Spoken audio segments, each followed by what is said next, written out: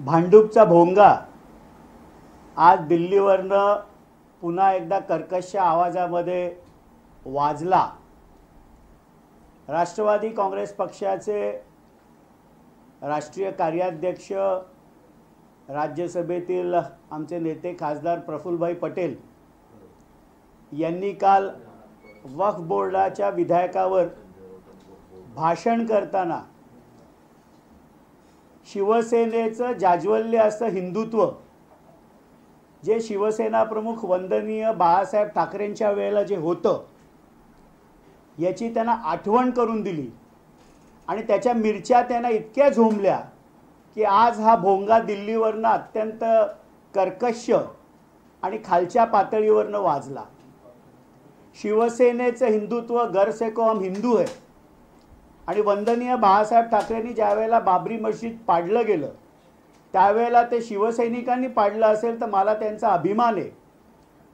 आणि ज्या वेळेला 92-93ला मुंबईमध्ये दंगली झाल्या त्यावेळेला असलेला शिवसेनेचा सहभाग याची केवळ त्यांना आठवण करून दिल्यानंतर आत्ताची शिवसेना जी संजय राऊतांनी काँग्रेसच्या चरणी अर्पण केली, महाविकास आघाडीमध्ये अर्पण केले, यांना एवढ्या मिरच्या झोंबल्या की एखाद्या मानसिक रोग्यासारखं आज वक्तव्य ते करत होते।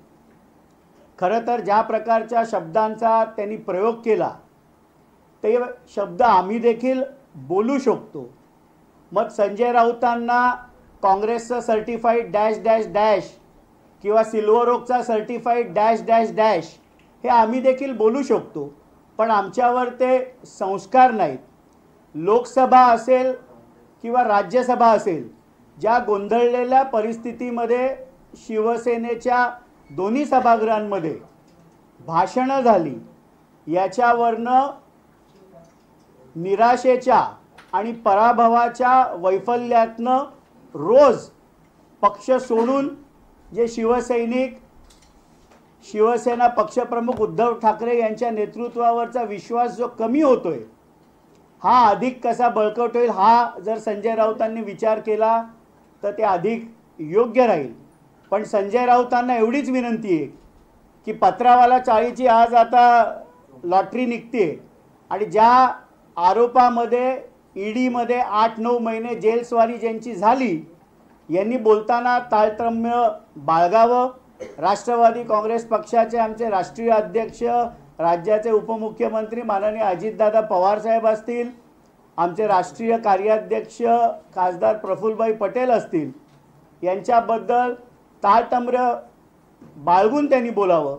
नाहीतर ठाण्याला मेंटल हॉस्पिटलमध्ये एक बेड नक्कीच आम्ही त्यांच्यासाठी भविष्यामध्ये बुक करू।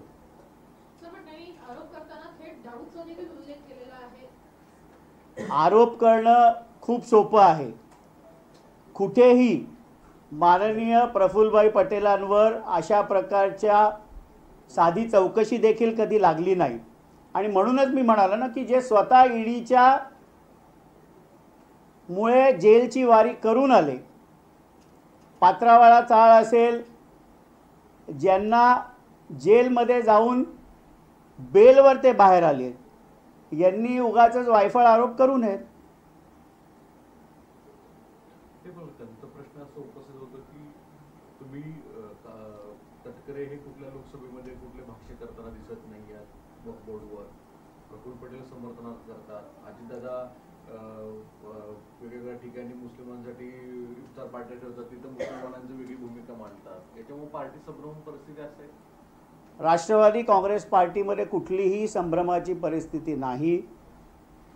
राष्ट्रवादी काँग्रेस पार्टीने वक्फ विधेयकामध्ये लोकसभेमध्ये देखील मोदी सरकारच्या बाजूनी मतदान केलं आणि राज्यसभेमध्ये देखील मोदी सरकारने आणलेल्या विधेयकाच्या बाजूनी मतदान केलं। त्यामुळे राष्ट्रवादी काँग्रेस पार्टीमध्ये कुठेही गोंधळलेली परिस्थिती नाही। राष्ट्रवादी काँग्रेस पक्षातले अल्पसंख्याक विभागातले आमदार असतील, नेते असतील, हे सध्या आपली शिवशाहू फुले आंबेडकर विचारधारा एकीकडे तुम्ही पुढे घेऊन जाणार म्हणता आणि दुसरीकडे अशा पद्धतीचं मतदान केल्यामुळे आता आम्ही पुढे काय सांगायचं किंवा मतदारांपर्यंत कसं जायचं हा प्रश्न पडल्याचं खाजगीमध्ये बोलतायत, समोरून बोलायला कोणी तयार नाही। राष्ट्रवादी काँग्रेस पक्षाने कुठेही शिवशाहू फुले आंबेडकरांची विचारधारा सोडली नाही. वक्फ बोर्डाचं जे विधेयक आलं हे कुठल्याही प्रकारे मुस्लिम धर्माच्या विरुद्ध नसून वक्फच्या ज्या प्रॉपर्टीज आहेत याचं नियोजन, त्याचा वापर, त्याच्यामध्ये पारदर्शकता आणण्यासाठी हे मोदी सरकारने आणलेलं विधेयक होतं. याच्यामध्ये कुठेही मुस्लिम धर्माच्या धार्मिक ज्या प्रथा आहेत, ज्या धार्मिक परंपरा आहेत, याच्यामध्ये कुठलाही प्रकारचा दखल सरकार देणार नाही. विधेयक केवळ वक्फच्या ज्या प्रॉपर्टीज आहेत याचं चांगल्या पद्धतीने मॅनेजमेंट व्हावं, त्याचा खरोखर उपयोग मुस्लिम समाजातील गोरगरीब विद्यार्थ्यांना त्यांच्या शिक्षणासाठी, त्यांच्या रोजगारासाठी व्हावा, या हेतूनेच केंद्रातील NDA सरकारने माननीय नरेंद्र मोदी साहेबांच्या नेतृत्वाखाली हे वक्फचं विधेयक आणलेलं आहे. शरद पवार NCPचे नेते सुद्धा पवार साहेबच तिथे नव्हते. ते ज्या पद्धतीने तुमच्यावर प्रफुल्ल पटेलांना ट्रोल करतात सोशल मीडियावर, त्यांची भूमिका दुटप्पी दिसत नाही. 100% लोकसभेमध्ये माझ्या जे वाचनामध्ये आले की त्यांचे 2 खासदार शिरूरचे डॉक्टर अमोल कोल्हे आणि भिवंडीमधनं निवडून आलेले सुरेश उर्फ बाळ्या म्हात्रे हे देखील लोकसभेमध्ये अनुपस्थित होते. आणि त्यामुळे आमच्यावर बोलण्याआधी लोकसभेतील त्यांचे हे 2 खासदार का गैरउपस्थित होते याचं स्पष्टीकरण जर राष्ट्रवादी काँग्रेस पार्टी शरदचंद्र पवार गटाने दिलं तर ते अधिक संयुक्तिक राहील. पवार साहेब स्वतः नव्हते, मुंबईत होते. त्यांचं यापूर्वी सुद्धा वेगवेगळा स्टँड अनेक वेळा ठरलेला आहे की म्हणजे यापूर्वी सुद्धा वेगवेगळ्या महत्त्वाच्या चर्चेच्या वेळेस पवार साहेब नसतात. मग ही नेमकी भूमिका काय आहे? NDA अलायन्सला गव्हर्नमेंटला मदत करण्याचा स्टँड पवारांचा आहे. आता आदरणीय पवार साहेबांबद्दल बोलण्या इतका मी मोठा नाही, पण ते का गैरहजर होते, कशासाठी गैरहजर होते हे न कळण्या इतकं महाराष्ट्रातील जनता दुधखुळी नाही. प्रफुल्ल पटेलांनी ट्विट केलेलं आहे.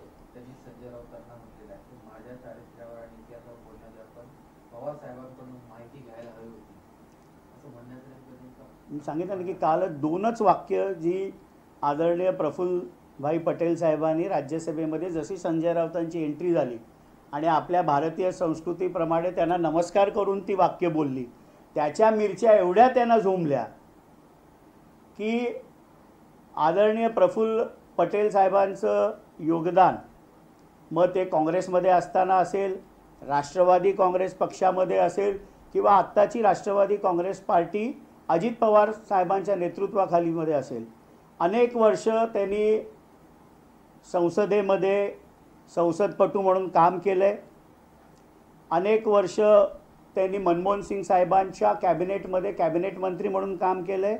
हे त्यांचं योगदान कोणीही नाकारू शकत नाही. आणि त्यामुळे मी जसं बोललो की पराभवाच्या आणि रोज जे शिवसेनेचं अधःपतन होतं आहे उबाठाचं, याच्या वैफल्यातनं संजय राऊत यांचं मानसिक संतुलन बिघडलेलं आहे. सर, एकीकडं प्रफुल्ल पटेल ज्या पद्धतीने सभागृहामध्ये भाषण करत होते, ते संजय राऊतांवर अंगुली निर्देश करताना कुठेतरी कशा पद्धतीनं ते काँग्रेसबरोबर गेले, कशा पद्धतीनं बाळासाहेब ठाकरेंचं काँग्रेसबद्दलची भूमिका जायची, अशा अनुषंगाने ते बोलत होते. पण हे बोलत असताना एक बोट आपण ज्यावेळेस समोरच्याकडे करतो त्यावेळेस 4 बोटं आपल्याकडेच असं वाटत नाही का? कारण तुम्ही देखील शिवशाहू फुले आंबेडकरांची विचारधारा सांगत होता, तुम्ही अनेक वर्ष झालं काँग्रेससोबत आहात आणि आता तुम्ही भाजपसोबत गेलेला आहात. असं असताना ही दुटप्पी भूमिका कशी काय?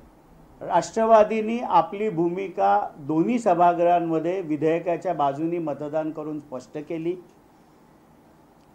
शिवसेना उभाठा ही मात्र गोंधळलेल्या परिस्थितीत होती. ज्या वंदनीय शिवसेना प्रमुख बाळासाहेब ठाकरेंची आपण यूट्यूबवर गेलात तर अनेक वेळेला भाषणांमध्ये म्हटले की माझी काँग्रेस होण्यापेक्षा मी माझं दुकान बंद करीन, त्याच शिवसेनेने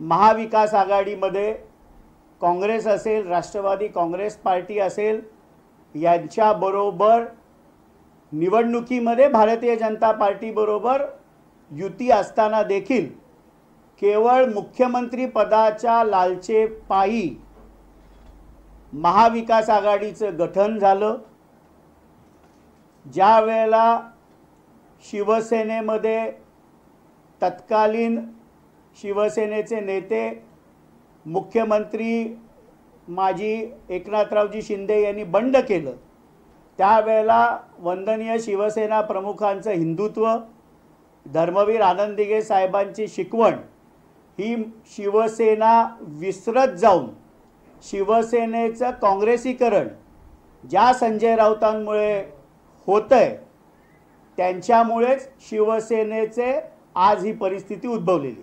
सर, पुण्याला जिल्ह्यात मंगेशकर हॉस्पिटलमध्ये 10 लाख रुपये भरलेल्यामुळे एका महिलेला झाडू गमावला आहे. दोन्ही सेना त्या आंदोलन करतात.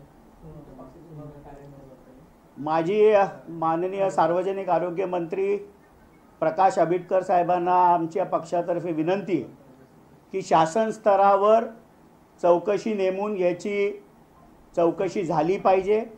जर दीनानाथ मंगेशकर हॉस्पिटलमुळे एका निष्पाप जीवाला आपला जीव गमवायला लागला असेल तर हे अत्यंत चुकीचं आहे. अशा परिस्थितीमध्ये त्या हॉस्पिटलवर कडक कारवाई झाली पाहिजे. पण एक पहिला असं सध्या मनसे हे आक्रमक झाले, बँकेमध्ये जाते, परप्रांतीय लोकांना जाब विचारते आणि काही ठिकाणी तर त्यांचा खळखटाक जो प्रकार आहे तो करते. आपल्या पक्षाची काय भूमिका आहे यावर? महाराष्ट्राची भाषा ही मराठी आहे. महाराष्ट्रामध्ये राहणाऱ्या प्रत्येक माणसाला ही मराठी आली पाहिजे, मराठीमध्ये बोलण्याचा प्रयत्न केला पाहिजे. आपण परप्रांतातून जरी आलो असलो आणि महाराष्ट्रामध्ये स्थायिक झाला असलो तरी मराठी शिकून मराठीमध्ये बोलण्याचा प्रयत्न केला पाहिजे. पण ज्या पद्धतीने गेल्या 1-2 दिवसापासून मनसेचं खळखटाक चाललंय, ही अशा प्रकारची जबरदस्ती देखील करून मराठी बोलायला लावणं हे देखील चुकीचं आहे. दीनानाथ मंगेशकर हॉस्पिटलचे कोरोना काळातले अनेक गैरप्रकार समोर आले होते. खरं तर या हॉस्पिटलला नाममात्र 1 रुपयात ती जागा जी आहे ती शरद पवारांना दिल्याचं पाहायला मिळतंय. असं असताना राज्य सरकारचं अजूनही त्यांच्यावर जबरदस्त आहे. मागच्या आठवड्याची घटना तर आपल्याला माहिती आपण बघतोय. एकंदरीत या सगळ्यावर कुठेतरी अंकुश लागायला पाहिजे. पालकमंत्री अजित पवार आहेत आणि आरोग्य सेवेचे अशा पद्धतीचे दिंडवडे निघतात पुण्यात. म्हणूनच मी सांगितलं ना की माझी सार्वजनिक आरोग्य मंत्री माननीय प्रकाश आंबेडकर साहेबांना विनंती आहे की शासन स्तरावर एक चौकशी समिती नेमली पाहिजे, जिचा रिपोर्ट अनेक महिने न लागता काही दिवसामध्येच आला पाहिजे. आणि खऱ्या अर्थाने जर हॉस्पिटल त्याच्यामध्ये दोषी असेल तर कडकातली कडक कारवाई त्या हॉस्पिटलच्या व्यवस्थापनावर झाली पाहिजे. सर, नांदेडला एक प्रकार घडला आहे.